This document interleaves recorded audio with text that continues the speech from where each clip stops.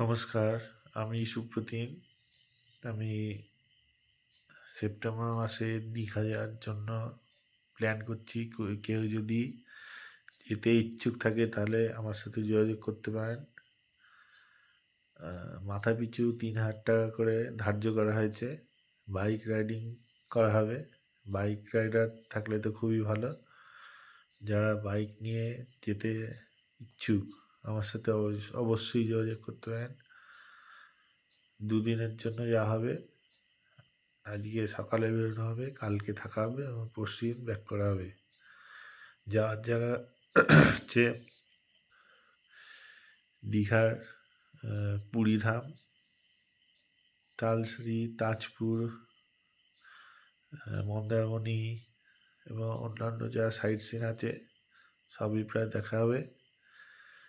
হোটেলে থাকা হবে, খাওয়া হবে, গান বাজনা হবে, আনন্দ হবে।